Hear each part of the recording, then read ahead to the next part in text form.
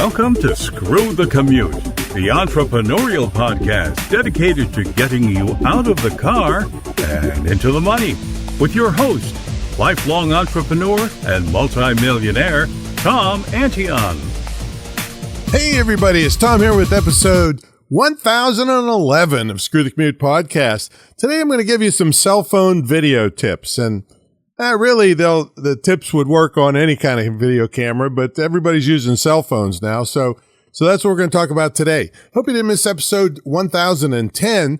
That was simple online math, and before you zone out on me on that, because you hate math, this kind of simple math and paying attention to your promotions can make you a fortune. All right, so that was episode 1010. Anytime you want to get to a back episode, you go to screwthecommute.com/ and then the episode number. That was 1010. All right, pick up a copy of our automation ebook at screwthecommute.com/automate free and pick up version 3.0 because version 2.0, if you got that before, then this has all kinds of new stuff in it. So some of the old stuff and some of the new. So pick that up at screwthecommute.com/automate free. Check out my mentor program at greatinternetmarketingtraining.com and my school at imtcva.org. Hey, also another link you want to keep track of is screwthecommute.com/video weekend. You can either come here by yourself or get a small group together and train in my TV studio for your in-house training. And then we spend a day going out into the field to show you how to make videos about your topic no matter where you are. And it makes it very interesting because they're live out in the field. And then, of course, we have video marketing and social media video marketing training in our classroom. All right, so check that out at screwthecommute.com/video weekend. All right, so here's the deal, folks. People are shooting TV shows on cell phones now. All right, you have really a lot of power in your hand. You have it with you all the time. I got to turn the ringer off to mine so it doesn't interrupt us. Okay. So you should be able to put out a decent YouTube video or a video for your website or a VSL, video sales letter, those kinds of things. And like I said, these tips I'm going to give you here are if you just make yourself a little checklist and check each one of these before you shoot something. I know sometimes you don't have time. You got to just grab the video or it's gone. But when you have time to think about it, you can really make some great stuff. So that's what we're going to talk about today. Some tips that you can implement easily and cheaply that can really up your game when it comes to video. All right. So first is light. And I have an episode on this called 710, screwthecommute.com/710. I highly suggest you listen to it because lighting is the key to all of this. You can have the crappiest camera on earth, and if you light the thing well, you can do well. And I had training clear back in Hollywood initially, and then I had 2 Hollywood retired guys working for me that taught me unbelievable tricks to make yourself look 20 years younger with lighting and just all kinds of stuff. We teach you all this stuff at the video weekend. So if you're going to light a person, well, first of all, make sure the topic of backlight is really important. You don't want a bright light behind you because a person's face is going to go dark, or whatever your subject is going to go very dark if a bright light is coming from behind it. So you don't want that. You want the light coming over your shoulder if you're not in the subject, if you're just shooting the video, onto the subject. Okay, so that's critical. No backlight, unless you're doing it for special effects, but that's a whole different thing. And then guess what the main lighting of a person's face is based on? You'll never guess in a million years unless you've heard one of my other episodes. It's the nose. The nose. You want a little bit of a shadow on the nose. So you want a bright light hitting part of the person's face. That's called the key light. And then if you just only had a big bright light on one side of somebody's face, it's going to make a massive shadow and look weird and theatrical and crazy on the other side of their nose. So you use another light called a fill light that can reduce that shadow to make it the depth of field in a person's face and give it character. And then you can have a little bit of backlight that hits the back of their head and sets them apart from their background. That's the basic 3-light system. You can look, there's thousands of videos about that online. But we teach you actually how to do it and when you come to my studio. Anyway, a lot of times when you're out in the field, you don't have, you're not going to have a whole lighting kit and all this. So you just use natural light the best you can and get the person's face lit up. But think about the nose. And another thing you got to think about is glasses, because glasses create glare. I see a lot of this on Zoom and things where people have and I have trouble with this myself. I have to darken when I'm really doing a good Zoom thing. I mean, I don't do it for my everyday, just, hey, I'm going to help you fix this problem. But if I'm doing a nice Zoom training, then I've got to dim my screen. Usually there's something on the keyboard that'll help you dim your screen. And you can tilt the temples of your glasses up so that the light from the screen doesn't hit your glasses and bounce back into your webcam. And you look like an alien. You got great big, lights in your both eyes, like an alien. Okay, so there's some tips on light. Think about light, and you're right there is going to make your videos way better. Okay. Next is sound. Now, if you're holding the camera and shooting something, most of the cameras, either iPhone or Android or whatever you got, you'll have fine video, just good enough, plenty good, if it's right next to your mouth when you're talking, all right?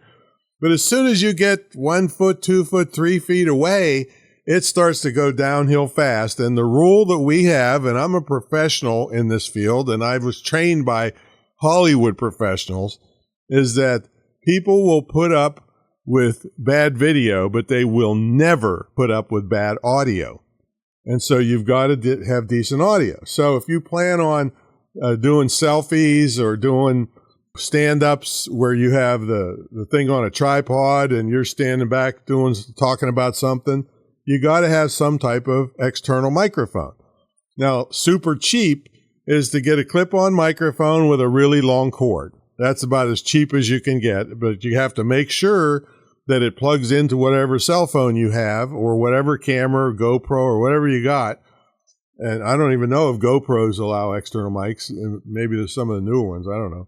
But that's the super cheap way. But I highly encourage you, if you're going to do a lot of video, listen to episode 1003.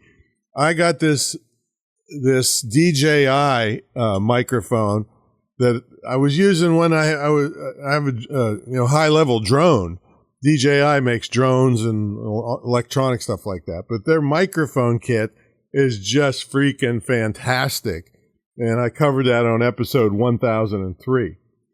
But another thing you have to think about is background noise, because a lot of times, like right now, I stopped to listen and there's a fan on my dog because it's really hot. I turned off the fan on me because it just makes too much noise. And then I'm going to do a noise reduction on the video because I know how after I'm done recording this to cut out that fan noise.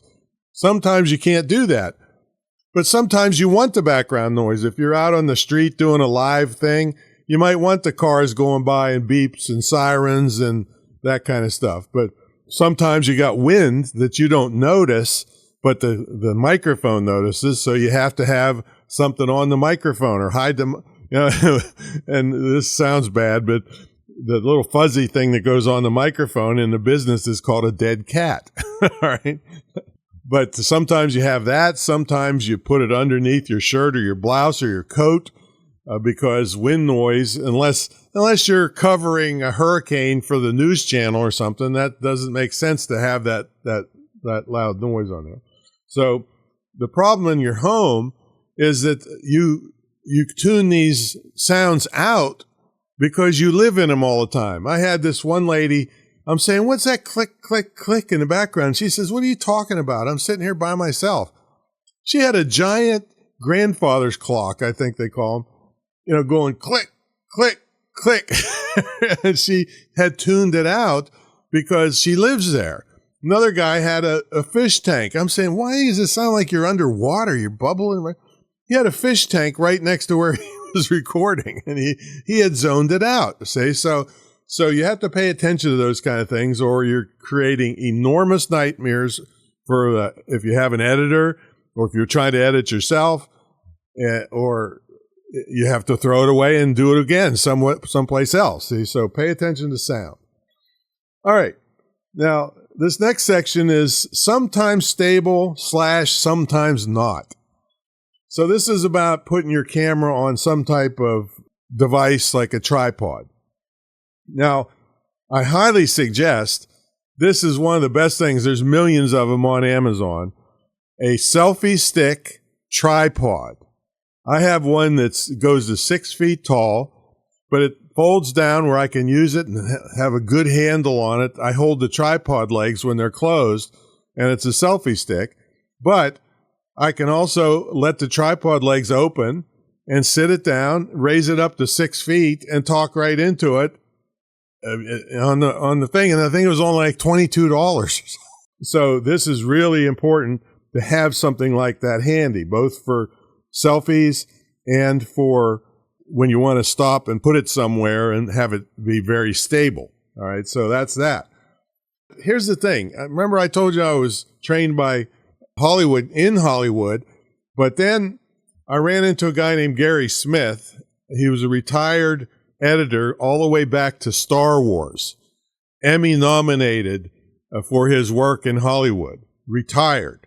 And he started shooting speaker videos, and I met him, and he taught me so much about excitement in videos. See, a guy like him will agonize for 3 hours over a 1/10 of a second cut because he knows how to keep people interested where they can't possibly hit the stop button. See, so he taught me a lot about that. And so he said, hey, Tom, when you're speaking, just give somebody a camera in the crowd or your assistant and handheld, and just tell them, do not turn it off, and just shoot everything.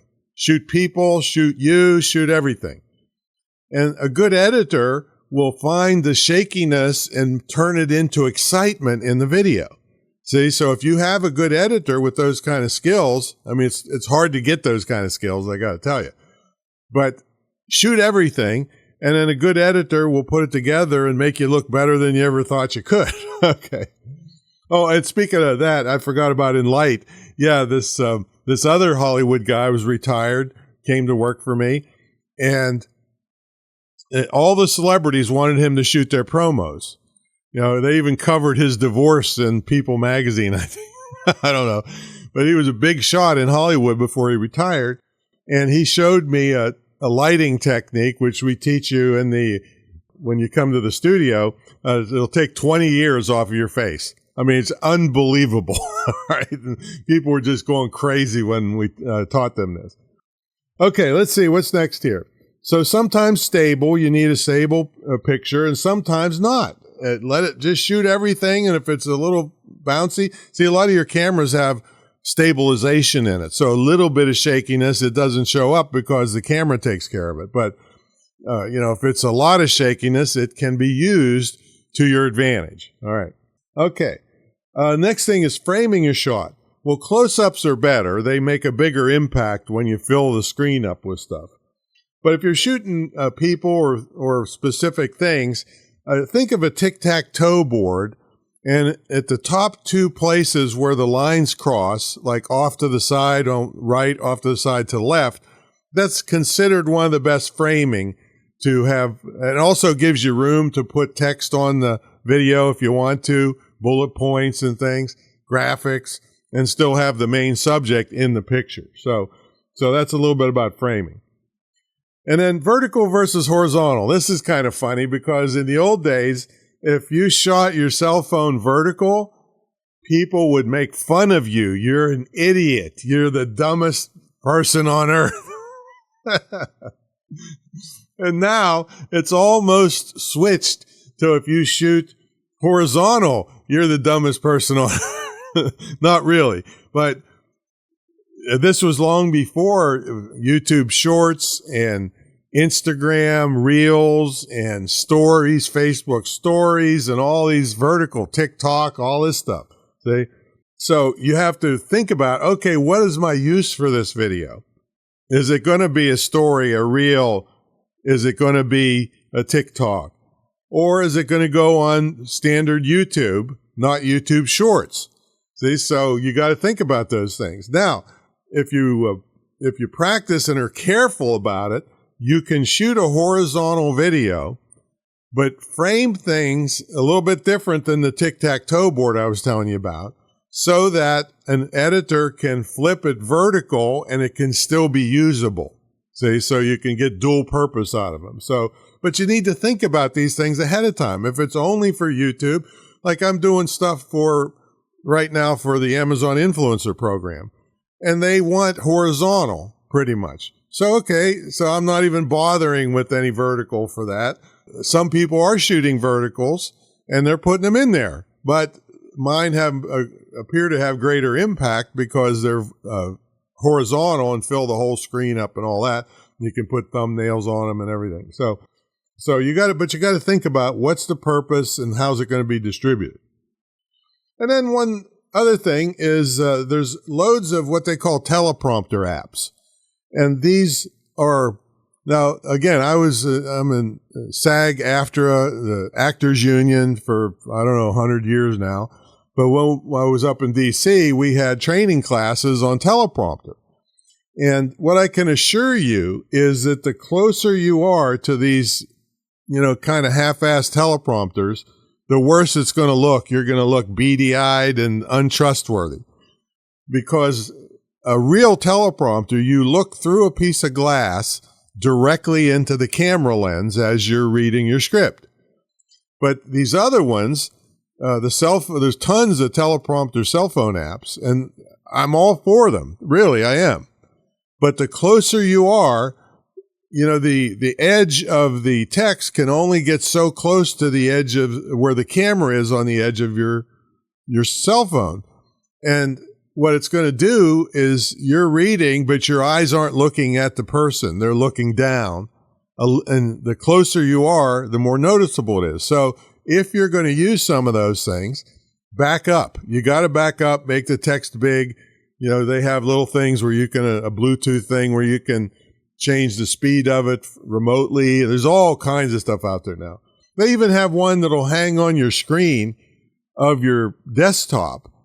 And I think that one you can look through the glass directly into your webcam. That's cool. But if you're close up and you're just looking kind of near the edge, you're going to look really bad. All right. And it takes practice. See, a lot of people get deer in the headlights when they look in a teleprompter. They're like staring at the text and they look like they just saw a ghost. All right. You have to practice with this. We practiced endlessly so that it looks natural when we're doing a teleprompter read. I don't do them much anymore because the stuff I say is not critical, like legalese and things, and I'm known for winging it. Great. But if you're going to use it, you have to move your head, move your eyes, look away, laugh, chuckle, all of these things so it looks natural rather than deer in the headlights. All right, so that's teleprompter. All right, so anyway, if you did even a portion of what I just told you, especially the audio and the lighting, man, you're gonna really, really improve your videos, get more watches, more watch time, more click-throughs, all kinds of good stuff. So that's my story, and I'm sticking to it. If you'd like full-blown immersion training on this, you can come to my TV studio, spend the weekend, and we'll teach you all this stuff. We'll take you out in the field, having you shooting videos in the field that match your business. And no matter what business it is, we'll figure out and teach you how to turn a on-site video into something that supports your business. And those are really interesting because they're more than the just talking head crap you see all the time. So anyway, we'll teach you all this stuff at screwthecommute.com/video weekend. And you can either come yourself or get together a small group and I'll make you a deal. All right, that's my story. I'm sticking to it. We'll catch you all in the next episode. See you later.